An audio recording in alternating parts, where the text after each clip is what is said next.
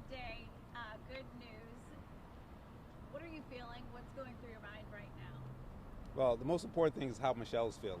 And after going through such a long and arduous journey, sunshine is coming out, right? And so our feeling is quite clear that the rule of law must be respected. And just because you have a badge or a black robe, you can't deny the fact that this was wrong from the beginning. And when I listened to the prosecutor speak today, he basically confirmed that. It's a waste of time, it was a waste of money, it's a waste of energy. We have the habeas and the petition for appeal to focus on. We're going to focus on that, and we're going to have victory, and Michelle's going to walk out of here. And I think he spoke for us. When you talked with Michelle today, obviously after recess, I saw the door open. She kind of quickly waved to you guys, giving you a thumbs up. What's her feeling right now after this dismissal? Well, her feeling is this. She understood from the beginning that when you face injustice, it takes a lot of bravery. But the problem is that we can't do it by ourselves. So when she saw her family here, this is what it takes. It takes your family standing behind you. And so when she saw that, she said, I can fight. I can fight because they're here fighting with me. And she was so happy to hear that. She was a little bit hesitant about doing a jury trial on this contempt, but as the prosecutor stated, we had a right to it. I spoke to him this morning and I said, we're going to pick that jury, we're going to go forward, and we're going to do it now. And then he said, I'm going to dismiss it. And I said, it sounds good to me.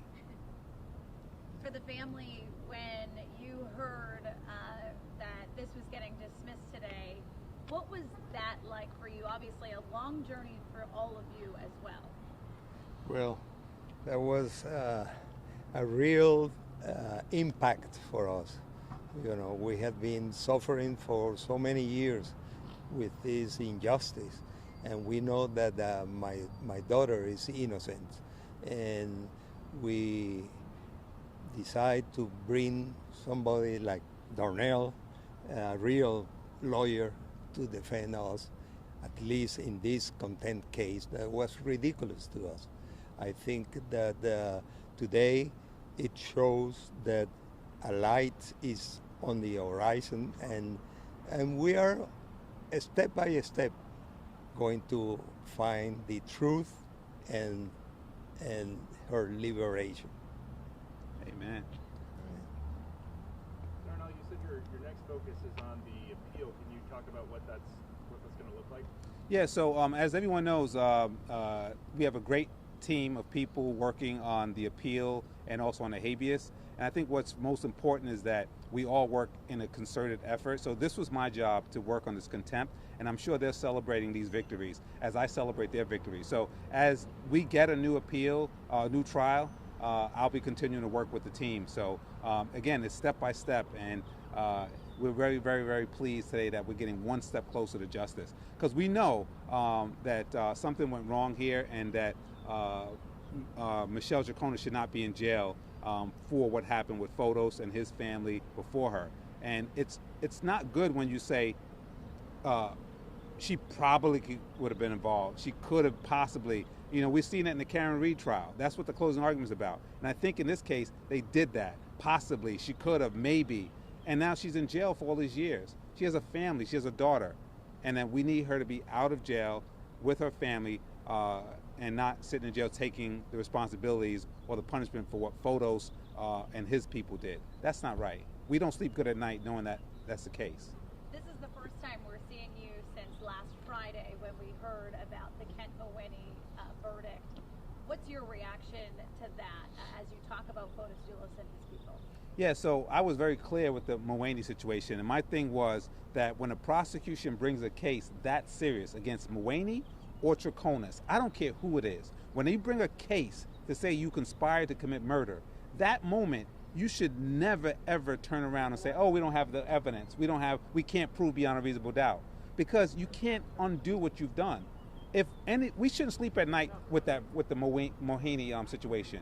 We can't sleep at night with this situation. But you should remember, if they lock you up and they say that they have a case against you, they damn sure better have one. Because it ain't good enough to go a year later and say, Your Honor, we can't prove this beyond a reasonable doubt. So, oops. Our lives demand more than oops. And so Michelle was in jail for a bigger oops. And we need to un-oops the oops. And I will add to that to me, all these things looks like a selective prosecution since the beginning. And we don't accept that, and we are going to fight this. Because the truth is near. And he's absolutely right. If they would have, the thing that you got to understand, if they would have put Mohani on trial before Michelle, that verdict would have been the same. These people were played on, their emotions were played on. The state put all that money, it's an investment. They put all that money on Michelle. If they had put it in Mohani, he would be in jail. So like Carlos said, it's selective. Who's going to go for it? Who makes better press? Who should we hold more responsible? And now we say, oh, we ran out of money. We ran out of money? So we can't be doing the selective prosecution. This was a photo deal. He killed himself. He took the easy way out. And even if you think that she might have known something, she was not. There was no evidence that she conspired to kill this lady. There's no evidence that she had a motive to kill this lady. And you can't just select who you want to do this to. And taking my witness to trial was inconvenience from them. And they knew that. And probably they want to use it for the next process, but we don't know that. We leave that the questions. I just want to say thank you for everybody who's been supporting Michelle, because everywhere I go they say free Troco, and so we need our turtle boys down here like Karen Reed, and to continue the groundswell because we're heading in the right direction. So we want to thank you for your support. And also I want to congratulate and give my gratitude to my team, my friends, the advocate people here from Connecticut, and also to my daughter, my 4 daughters that have been working on this case since day one, and my ex-wife, Marisela.